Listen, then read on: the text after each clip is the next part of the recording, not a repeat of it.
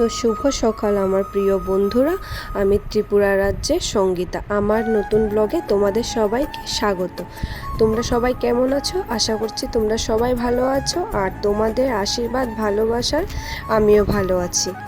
তো দেখো, অনেক দিন থেকে ভাবছি একটা বড় ব্লগ নিয়ে আসব, তো আসা হচ্ছে না, শর্ট ভিডিও ছাড়তে হচ্ছে। তার জন্য আমি ভাবছিলাম যে অনেক দিন হয়ে গেছে, একটা লং ভিডিও করি, তারপরে তোমাদেরকে দেখাই। তো দেখো, সকাল সকাল তো বাসি কাজ সব ছেড়ে ফেলেছি, ওগুলো তো আর ভিডিও করা হয়নি। তো সকালে আমি প্রায় 6:12 উঠেছি, উঠে উঠান ছিটে দিয়েছি, তারপরে উঠানটা ঝাড়ু দিলাম, চা করলাম, মুখ ধুলাম। তো চাটা খেলাম আমি আমার শ্বশুরমশাই মিলে। তো তারপরে দেখো, আমি কাপড় ভিজিয়ে রেখেছিলাম, দুটো কাঁথা, অনেক ভারী জানো তো।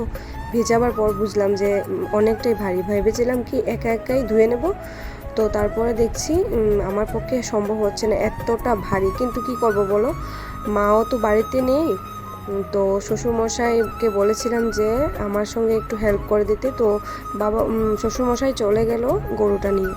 তো গরু নিয়ে, যেহেতু আমরা গ্রামের বাসায় থাকি, আমাদের বাড়ি গ্রামে, তো তোমরা তো সবাই জানো গ্রামে কিছু পালতেই হয় বাড়িঘরে।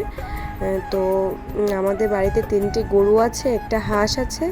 তো বাবা আমার শ্বশুরমশাই গরুটিকে নিয়ে মাঠে নিয়ে গেছে ঘাস খাওয়াবার জন্য। তো উনি তো আস্তে আস্তে অনেকটাই দেরি হয়ে যাচ্ছে, তার মধ্যে দিয়ে ভাবলাম কি, তো আমি একা একাই ধুয়ে দিই। আর শুধু কাঁথা না বন্ধুরা, আজকে অনেক কিছুই ধুলাম। তো অনেক কিছু ধুলাম, তো মা তো বাড়িতে নেই, মার অনেকগুলি কাপড়ও বাসি ছিল, আর ওগুলো নোংরা ছিল, তো আমি ধুয়ে দিলাম। তো দেখো বন্ধুরা, আমি অনেক সুন্দর করে ধুয়ে দিয়েছি অনেক কিছুই। তো আস্তে আস্তে এখন অনেক অন্য কথার মধ্যে আসছি। জানো তো বন্ধুরা, গ্রামে থেকে না অনেক কষ্ট করে আমরা ভিডিও বানাই জানো। এখনও তো স্বপ্নের গতিপথে এগোতেই পারলাম না, কিন্তু জানো অনেকের অনেক ধরনের বাজে চিন্তাধারা, এত বাজে কথাবার্তা শুনেও কিন্তু আমি হাল ছাড়ছি না। যার যেমন ইচ্ছে কমেন্ট করে যাক আমাকে, তাতেও আমার কিছু যায় আসে না। মানে কি কমেন্ট, মানে কি এই ধরনের ভিডিওতে কমেন্ট না, যারা আমার পিছিয়ে পিছিয়ে বদনাম করছে আমার, তারা কি মনে হয় যে বদনামগুলো করছে হ্যাঁ আমার কানে আসছে না? হ্যাঁ আমার কানে আসছে, কিন্তু কি জানো তো, তাতে আমার কিছুই যায় আসে না। তোমরা করে যাও, তোমরা তো শুধু মানুষের পিছিয়ে পিছিয়ে বদনামই করতে পারবে, কাজের বেলায় তো কিছুই করতে পারবে না। আমি তো কিছু বাজে কিছুই করছি না, শুধু ভিডিওই তো করছি। যেহেতু এখন সংসারটা একাই চালানো যায় না, তো আমি একটু হেল্প করছি, দেখি না হেল্প করে কিছু হয় কি না। অনেক কষ্ট করে সংসারটা চালাচ্ছে আমার হাজব্যান্ড, জানেও তোমরা। কিন্তু মানুষ একটু কথা বলেই যাচ্ছে যে ওর বাড়ির বউ নাকি শাসন নেই, নাকি সবসময় ভিডিও আরে আমি সবসময় ভিডিও বানাই না, আমি অনেকটাই কাজ করি, বাড়ির সব কাজ কর্ম করে সব কিছু সামলিয়ে তারপরে আমি ভিডিও বানাই, ঠিক আছে? দেখো, আজকে অনেকগুলি কাপড় ধুয়ে আমি অনেকটাই পরিশ্রম করলাম, তারপরে এখন আমি চলে যাব স্নানে।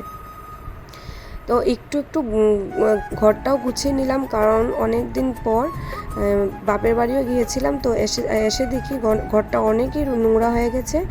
তো তারপরে দেখো, আমি সব কিছু কিন্তু মুছে ফেলেছিলাম, এই গডরেজ, তো ড্রেসিং টেবিল, ফ্রিজটি সব মুছে ফেলেছিলাম। দেখো, ঝাড় দিয়ে মুছে ফেলে তারপরে নোংরাগুলি আমি ঝাড়ু দিচ্ছি।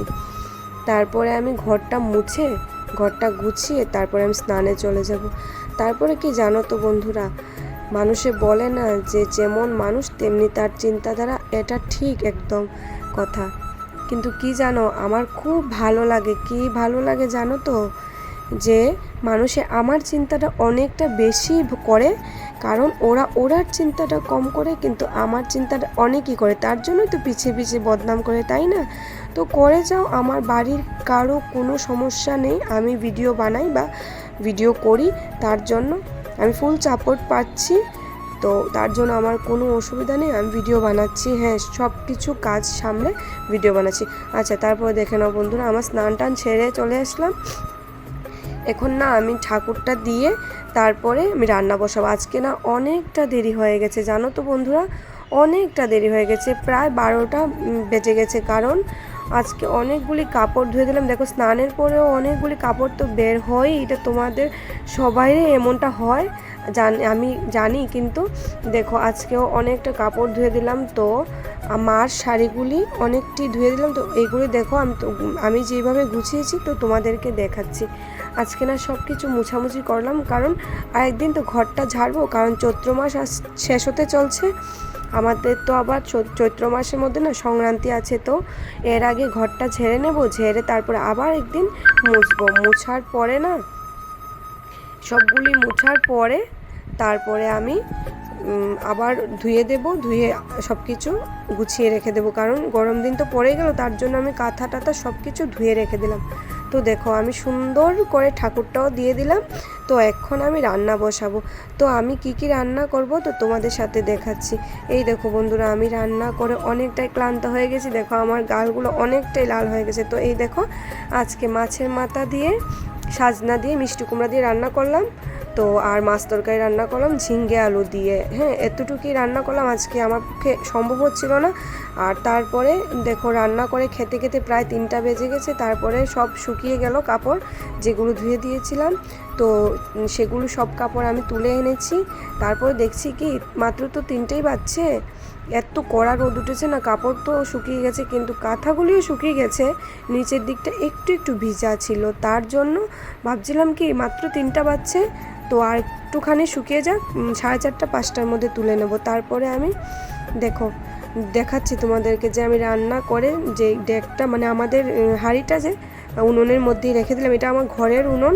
তো আমি বাইরে রান্না করি, তার কারণ হচ্ছে গিয়ে ঘরে রান্না করলে ঘরটা অনেকটাই কালো হয়ে যায়, যেহেতু আমাদের মাটির রান্নাঘর, তো তার জন্যই ঘরটা নোংরা হয়ে যাবে, তার জন্য।